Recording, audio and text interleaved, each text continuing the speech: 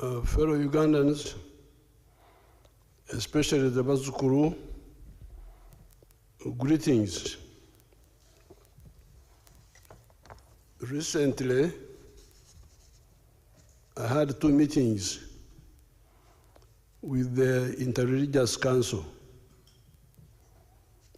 In those meetings, they raised a number of issues, including the following. Number 1, the issue of justice and human rights. Number 2, the trade order. Number 3, environment, especially the wetland reclamation. They of course also saluted the NRM for their achievements during the last 40 years. Regarding the issue of justice and human rights, they were concerned that the historic achievements of the NRM of bringing peace and respect for human rights that led Ugandans to universally say, Wakiri twebaka kutulo, which translates as at least we sleep peacefully after many years of fear, insecurity, and lack of peaceful sleep, that this may be in danger of being ended or eroded by what they were calling disappearances, in quotes, of people, illegal detentions, etc. Since this is a subject I know well, having spent 75 years watching events in Uganda, and 65 years of them as an active participant, I gave them the history of the NRM contribution to the Wakiri twebaka kutulo. As we were fighting, our concept of justice was mainly based on the indigenous concept of justice. The indigenous communities of this area insist on full accountability or restorative justice. Unlike the colonial and neo-colonial justice of actors in wigs, sometimes trying to obscure facts, the indigenous communities insist on substantive justice. With the indigenous justice system, in the end, there are no two sides, defense and prosecution. In the end, what matters is what was the truth. What was the truth? This is what we, the indigenous people, insist on. The tragic comic practice of the defense dedicating itself to obscuring the facts is foreign to our indigenous system. It's in this frame of mind that guided us in the Royal Triangle. I've told the different fora of the incident of a boy called Zaburoni and his colleague in the area of Semuto, the village of Mulule, in 1982. Zabloni and his colleague drank alcohol and killed 3 villagers on account of their alcohol. Janet Mkwaya was a government magistrate in the area when we captured the area. She tried the case and passed a sentence that I don't remember well. Then the matter came to the High Command, of which I was chairman. In the High Command, we had somebody that had studied as a neo-colonial lawyer at Makerere. This was Jim Mwezi, who was our secretary. He advised that, according to the colonial law, Zabuloni did not kill the 3 villagers in Mulule, that it was the beer inside Zabroni that had killed the people, and therefore Zabroni could not be guilty. The indigenous communities had 2 systems of offenses. The first category were ebchumro. These were offenses short of murder. These included insult, ukujuma, very serious. Mistreatment of spouse, such as kugunga, what they call kugunga, which means denial of sex. That's a big offense. Ukwitsenjara, not feeding the partner well. Okushenda, denying shelter to somebody who had okwirirwa, caught by the night while on a journey. Kuonesa, livestock eating somebody's crops. Kuterenta wato, denying water to cattle that are not yours, etc., etc. The remedy for all these, after you have been through the court of the chief or a shazi, which is an assembly of elders sitting outside the kraal, or a tribunal, such as in a matter of Garumkazo Oyangaine, trying to bring back one's wife after she has gone back to her parents in protest against mistreatment. The answer for all this is Okonga, to pay a fine. This can be a cow, a goat, etc. The action is called Okonjesa. The other category of offense is murder, which will create enzugu, vendetta. With enzugu, there were 2 solutions. These were either to revenge or khora, hence the name Mhozi. Mhozi means an avenger. Or kukaraba, blood settlement. If the offending clan did not want to suffer revenge, they would reach out to the victim's clan and offer to kukaraba, which is to pay big compensation in cattle for the murdered person, and the abafumu, the priests, to wipe out the enmity with some rituals that cleans away the blood.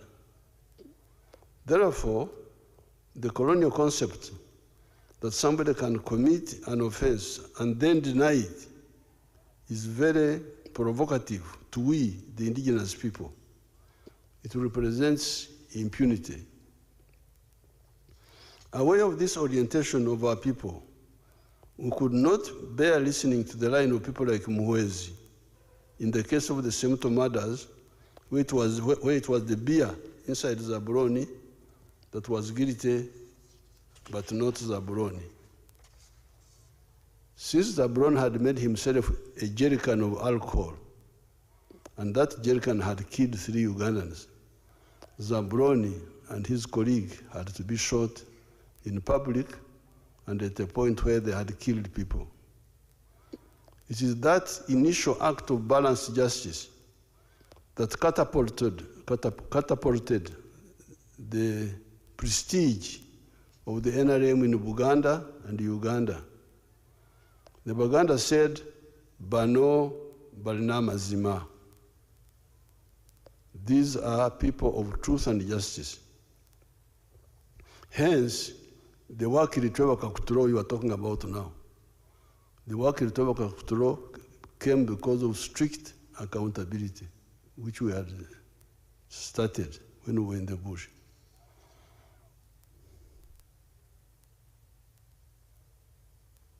Even when we came into government, the same was maintained. Indeed, some soldiers have been executed in public for killing people. Examples are Sergeant Kibonge, Sergeant Omona, Private Codet, etc., etc. If Uganda had been peaceful in 1982, in the case of Zabroni and group, we could have explored the option of Kukaraba. That was the only way we could save Zaburoni, to have blood settlement. To have blood settlement. But we didn't have that opportunity. Therefore, on the side of the NRA, we came with the spirit of the indigenous justice. However, in the wider system, the legal practitioners and some of the elite adhered to the colonial system that is quite ridiculous in some cases. Take the example that sometimes the accused can refuse to answer.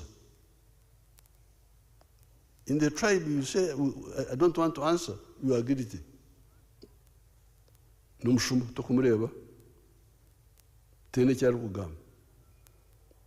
is the way we think. Then there is the issue of granting bail, even when the accused can interfere with the case. Apart from the disconnected colonial system, you also get actual abusers of that system because they are dishonest. Even with the colonial law, bail is apparently only given when the accused cannot interfere with the case. However, you have seen rampant cases of policemen giving bonds or magistrates giving bail to village thieves that are threatening rural agriculture.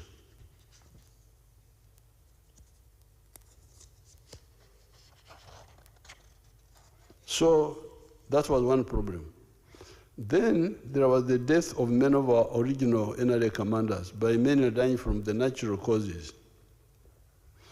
The regiments that brought victory on the 26th of January 1986 were the following: 1st Battalion, 3rd Battalion, 5th Battalion, 7th Battalion, 9th Battalion, 11th Battalion, 13th Battalion, 15th Battalion, 17th Battalion, 19th Battalion, 21st Battalion. These were 11 regiments, although they were being called battalions. 19th Battalion, for instance, had 1,900 soldiers, yet our battalion at that time would have been about 750 personnel. However, 7 of these regiments had their commanders dead in the early years after 1986. Instead of having the original NRA Basosodoti commanders, because the commanders of the NRA were Basosodoti of the movement, believe in the ideology of the NRM. Instead of having the original Basosodoti commanders, we started having either careerist commanders, Nkola Mulimu,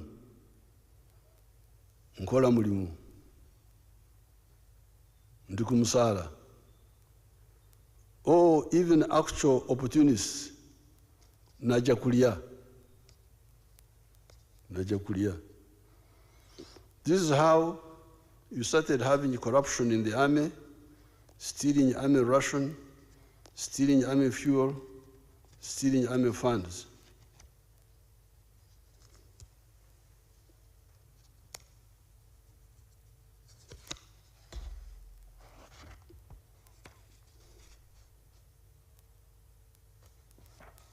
In the wider society, however, the prestige of the NRA, NRM on account of working to Kakuturo, as well as repairing the ruined economy, goods in the shops being plentiful, some of the infrastructure being repaired, the prestige of the NRM, NRA grew.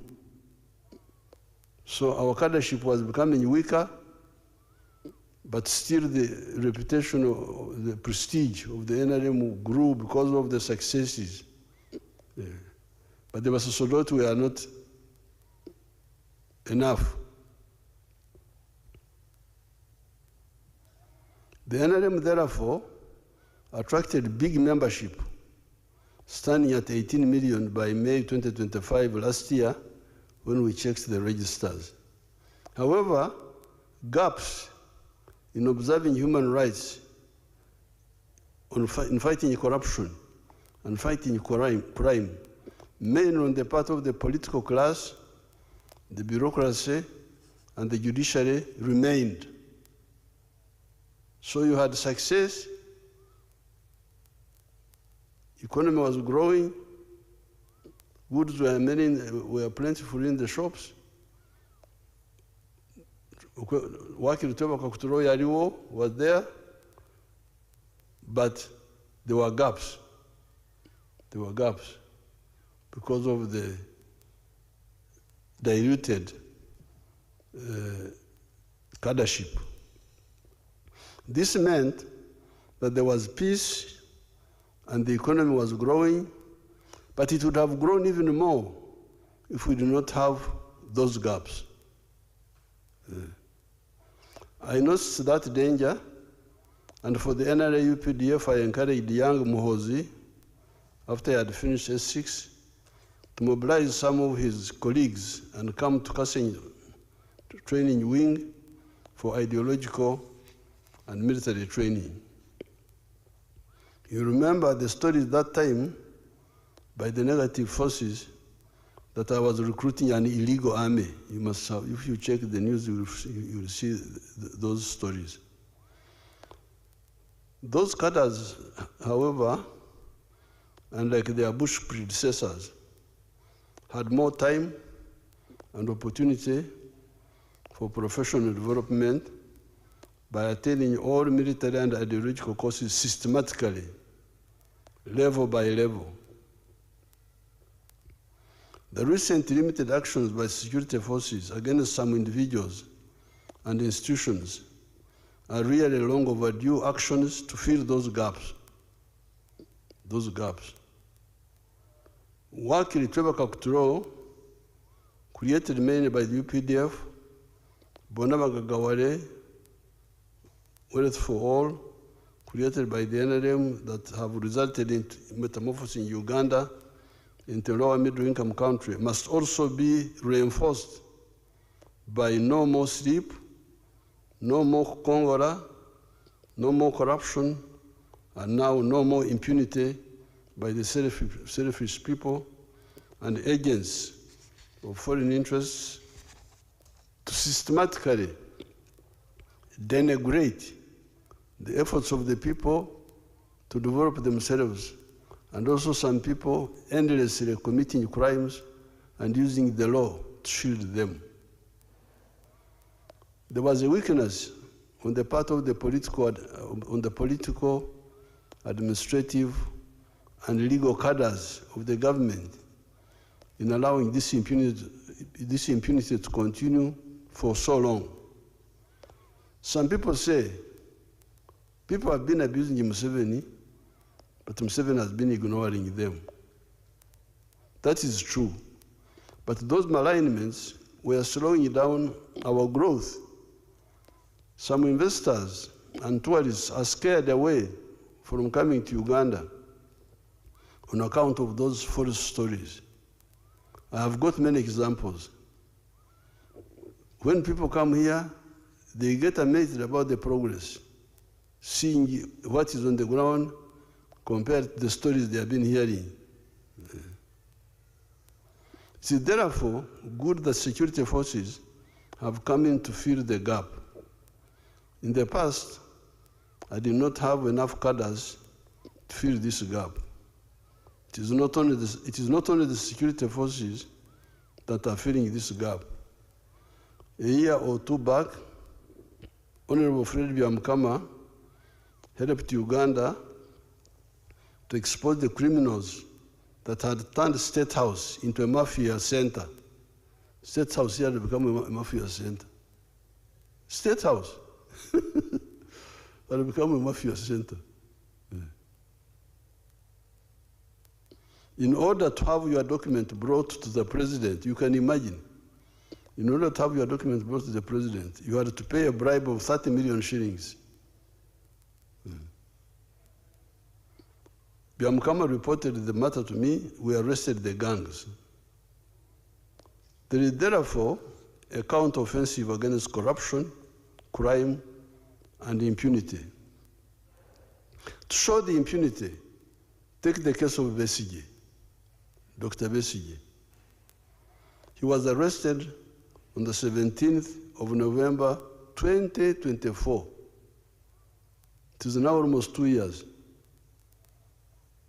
All this time, however, he has been refusing trial, misusing the legal system. Why would this great Democrat and human rights fighter spend so many calories on refusing to come to trial, where he has got opportunity to prove his innocence and expose the undemocratic behavior of the dictatorship of Museveni and his family? What is the problem? Because the dictatorship of Museveni and his family is imprisoning Besigye wrongly. Come to the court and expose it. Why do you spend so much time avoiding court?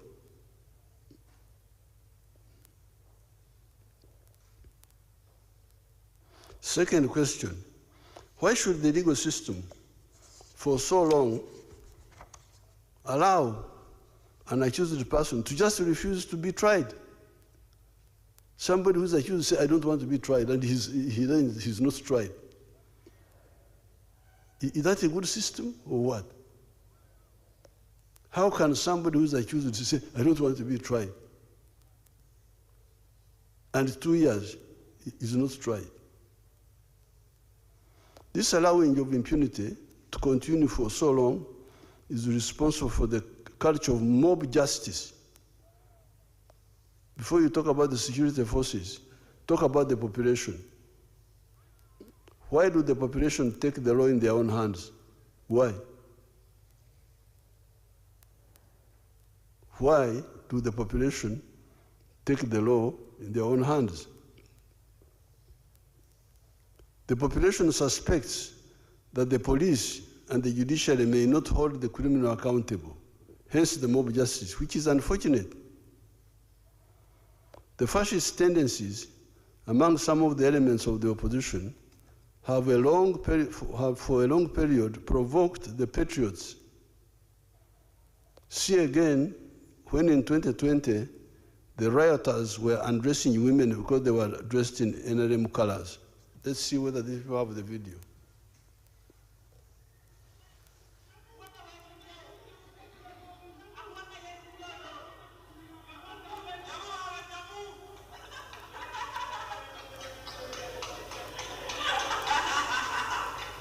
Freeze that, freeze it, bring it back, where the girl is undressed. Bring it back.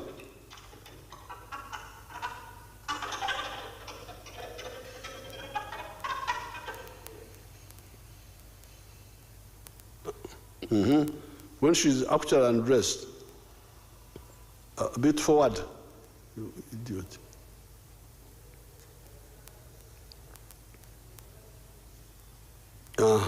This is, freeze it there, freeze it there. This is democracy. This is democracy. This is human rights. See, the woman is undressed because she had colors of NRM. And nobody talks about this. I have not heard anybody condemning this. I don't want to blame people. I have not heard anybody other than us complaining. I don't know whether the religious leaders condemned it, or the cultural leaders, or the law society. Check for me, please. I need a record. Who condemned that act?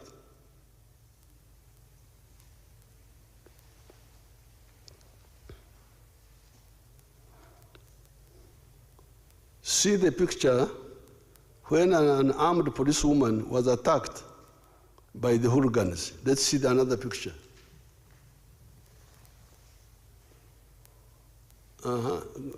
That's a police, this is a policewoman. Go back, go back.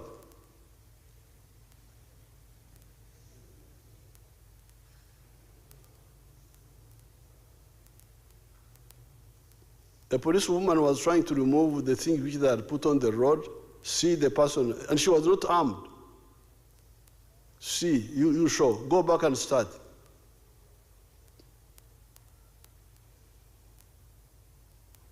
That's that's a democracy now. That's human rights. That's a democracy. Yeah. On camera now. Fortunately, me, I show film. I'm a film shower. I've got my small and TV wood. That is democracy. That's real democracy.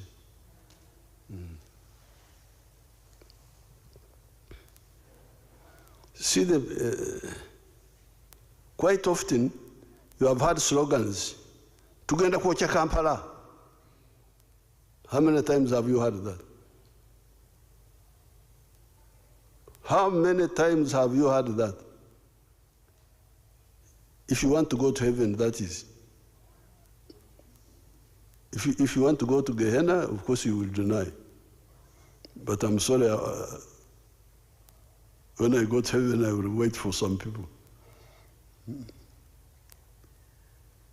Tugenda kuocha Kampala. Tugenda kuocha Kampala. Kuocha Kampala. We are going to ban Kampala. What did the slogan Taja Kulaira mean? Taja Kulaira. Didn't you hear that? What did it mean? For people who want peace. Democrats.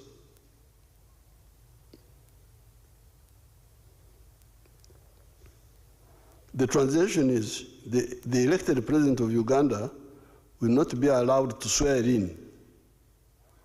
How will you stop the swearing in except by violence if you are not using the courts?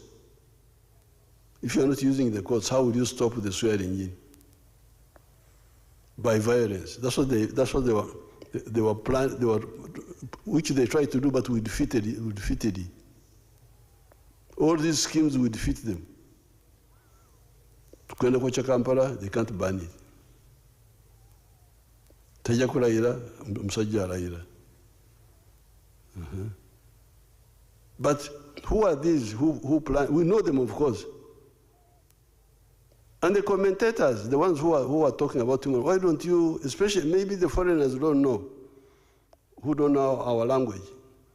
But our people here know. Why do they allow people to talk like this and they don't caution them? I've not heard anybody cautioning these authors of this. I've not heard it. But now I'm telling you, because of course we have been following everything.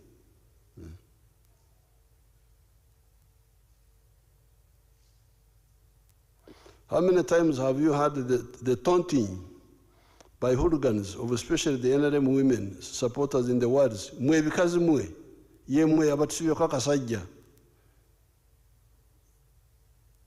You stupid women are the ones that have failed us to remove this man, this Kaman. They don't even call him a man, Kasajja. The Kaman. It is the democratic right of those women to kubasibako the Kasajja if they support the Kasajja. That's what the democracy means, please. Because we wagira Kasajja, muleke because we wagira Kasajja kabyo. Who persuaded them? But to harass our people, those who are, of course, some of them paid, because when they rioted on the 18th of November, 2020, Kaselu Mumba here, the Minister of ICT is here. She came in Karamoja, she was shaking. People are rioting in Karamoja. What are they doing? They are attacking people. You keep quiet. They will lose appetite for attacking them. She's here. She can be a witness.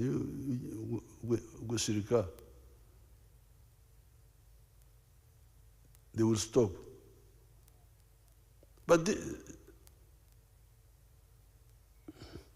the arrested opposition lawbreakers may not get bail because they threaten the security of the witnesses. Because some people have been saying, you give these people bail, give them bail. Yes, but because they are not Democrats, when we release them, they attack the witnesses. You cannot have democracy without people with the spirit of democracy, with fascists.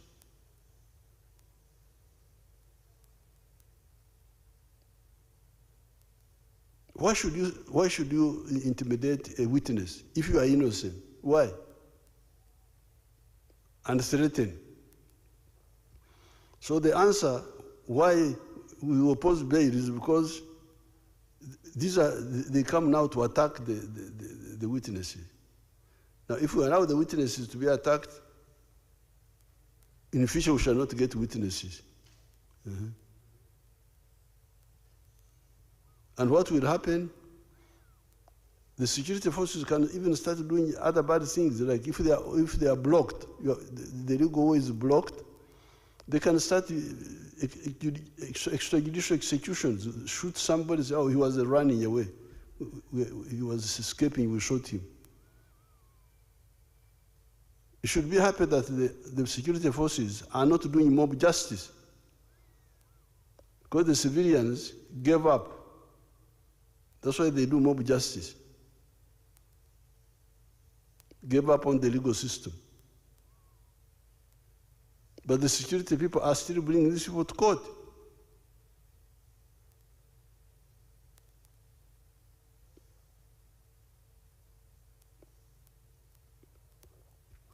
The arrested opposition lawbreakers may not get bail because they threaten the security of the witnesses. It is this undemocratic culture of some of the opposition elements that has been provoking the security forces to fill these gaps. Therefore, what the security forces have been doing recently is not a regression in the fight for freedom, because that's what the Inter-Religious Council were worried about. They thought that it is not a regression at all.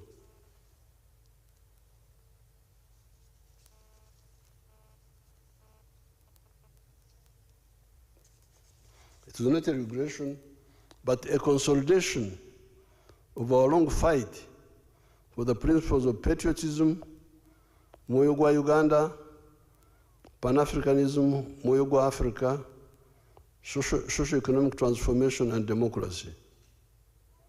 Indeed, General Maaso recently pointed out one useful fact. He said many of these people, Ugandans, including those who criticize the NRM, go to Dubai, UAE, where the press is disciplined, and they appreciate. You cannot find in Dubai the press doing what the press does here. And they appreciate. That's why they are going to Dubai. I had never heard of Dubai until 1980 when we removed Amin. That was Dubai. What is Dubai? That women were getting cheap products there and so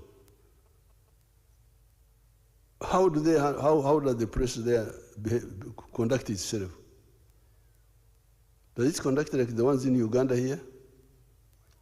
That's what one point General Maaso pointed out.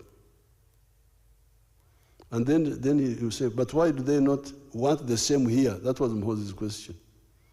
If you think what happened to Dubai has helped to Dubai, why don't you want the same here?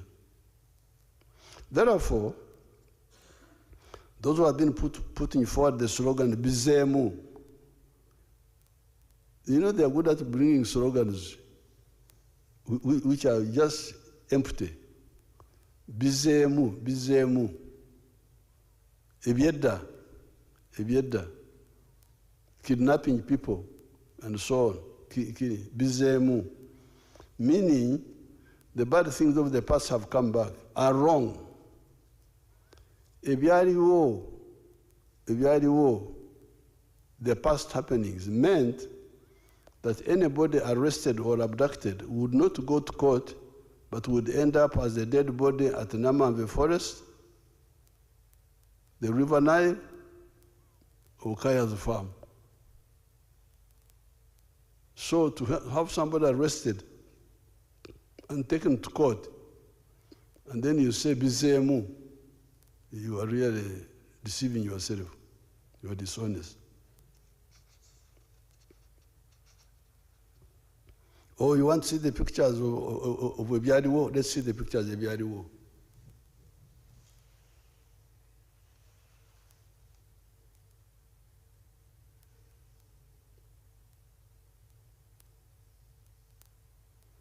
Bring the bones properly.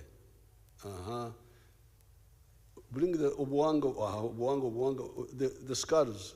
Bring them in the center of the picture. Freeze there, freeze there. Go back a bit. Go back a bit.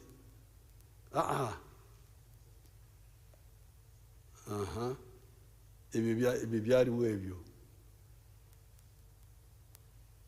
Ebyaliwo. Hello? Ebyaliwo. Biri awo. So when somebody is brought to court and you say Bizemu, what is Bizemu now? Brought to court.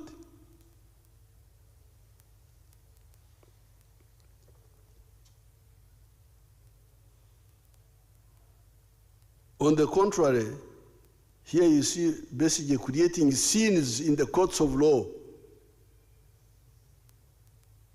You see basically creating scenes. It's like a theater.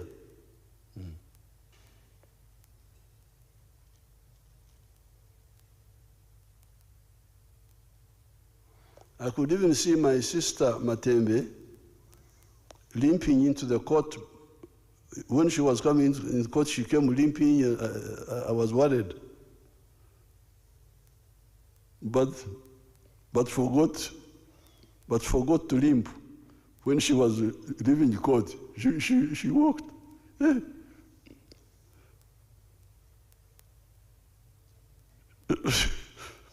She had forgotten to repeat the scene. I saw the video. Therefore, those who want to know the truth, wait for the trials of the accused people. That's what you should do. You should all be demanding abantu mbalete mu kooti tuwulire amazima. Omulimba ali ludda wa. That should be the demand. Nantagambwako tembakwatako. Prison, I was in prison 8 times in Tanzania. There's no prison of Tanzania which I don't know. 8 times. Bukoba, 3 times. Mwanza, Tabora, Central Police. I was in those prisons for nothing. Because there are people who were against us. Although Marimu was supporting us, there were people who were against us. If you arrest me for nothing, I will prove my case.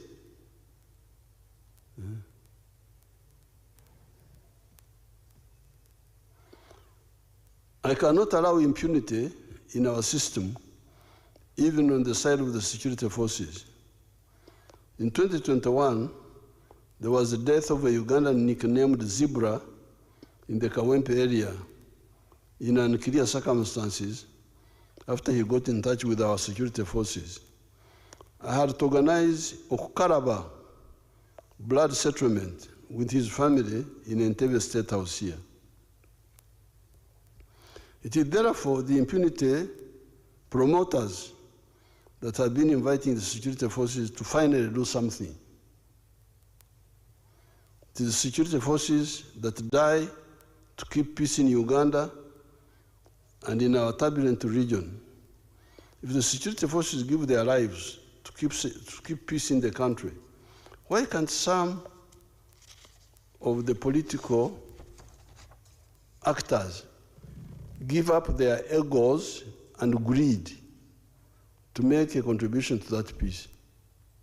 Because the security people die. They give their lives in situations created by all these people. And all you are asked is not to die, is not to sweat, is simply to behave responsibly, that's all. And they are not able to do that. It is therefore, in order for us to insist on full accountability and no impunity for our words or our actions, have illuminated what the gaps were and why the limited supportive actions of the security forces to the rule of law in the country. Once we have known the why and the what, then there is the issue of the how. The how. This is an issue we handled from other days of our resistance, and I will share it with you separately so as not to render this piece too long.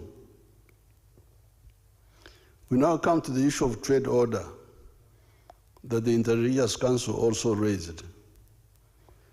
One of the points mentioned by a number of people is that hawkers have been earning a living by violating common sense and selling products on the sidewalks, etc.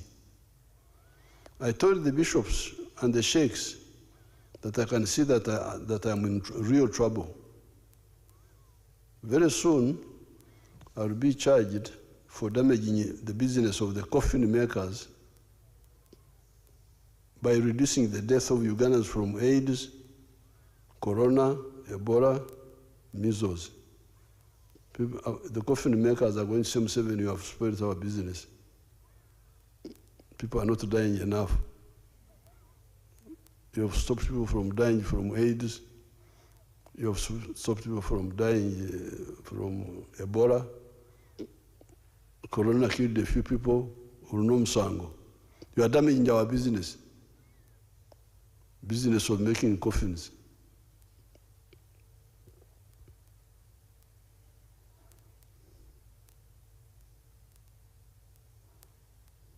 Yes, the coffin makers will lose business because it was a bad business that was at the expense of society. Instead, they should make chairs and beds for Ugandans that did not die. Hawking is an economy and health killer. Obutembe yobo buta ebyenfuna ne buta bono ne byobulamu. This hawking is a killer of economy, a killer of health.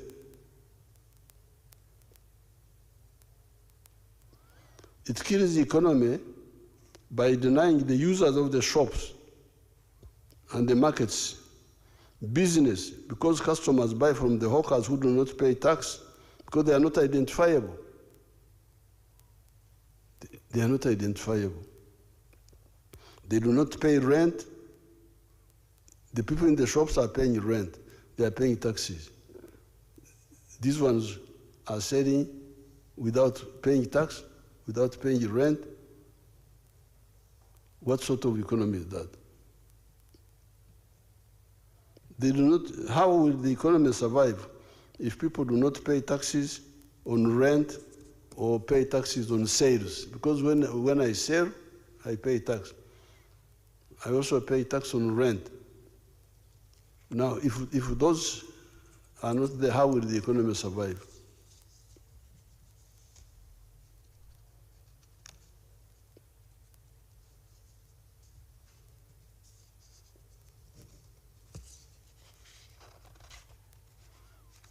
On the issue of health, having products exposed to the atmosphere, including food, is very dangerous.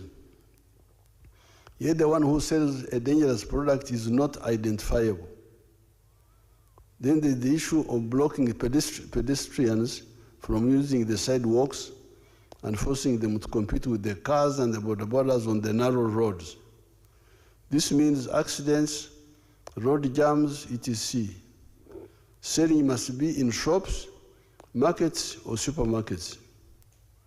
Even there, it must be registered so that for workplaces, for the hawkers that have been sent away from the sidewalks. However, even there, everybody must be licensed, identifiable, accountable, and must be paying taxes. Coming to the issue of the wetlands, this shows you how unpatriotic some Ugandans can be. Who does not know what a wetland is? Ekisaru, Orutobazi, Omugga, Enyanja are known even by a child. You don't have to be an M expert.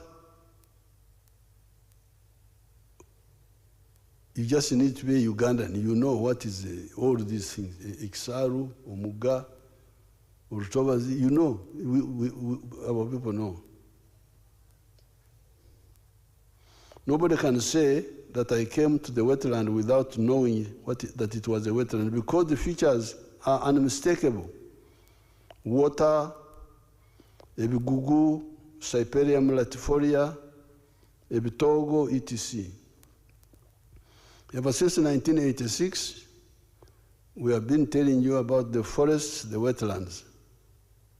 Yet, except for the Busoga, Bukel, and Ggwanga areas, most of the swamps in other parts of Uganda were not encroached on. Mabera forests had been encroached on by the population because Idi Amin had told them that forests had no value. When we came into government, we chased all the encroachers, and Mabera forests came back.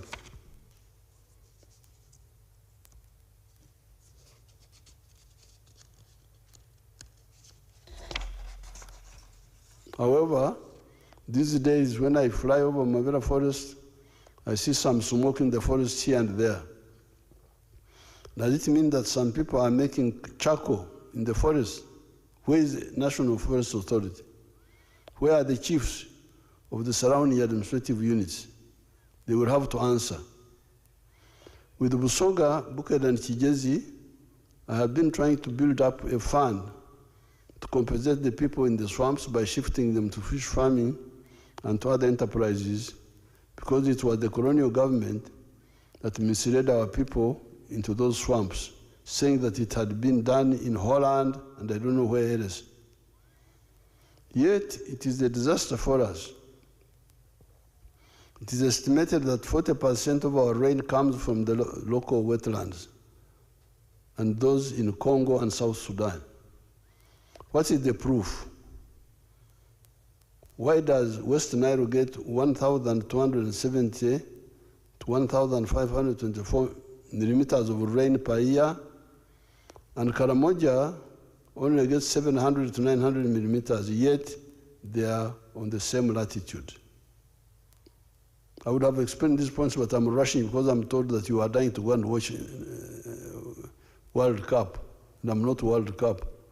So I'm rushing. I would have explained more. Because they may cut me off that I'm not World Cup. The answer, why Karamoja gets less rain than West Nile, the answer, the swamps in South Sudan and Congo. Why does Karangara get 2,000 to 2,090 millimeters of rain per year? The answer, the water of Lake Victoria that evaporates and reinforces the moisture from the oceans. Who then has a right to ruin our heritage of this abundance of water and our future? There are those who say that they were allowed by government authorities to ruin the wetlands. Did those who allowed them do so rationally and illegally? We shall study those excuses and decide on the way forward for those mistake makers. However, the operation to restore the wetlands and protect our natural forests will continue. I appeal to the Ugandans to participate in the NRM Barazas for the LC1s and the Women Councils on the 10th of July, 2026.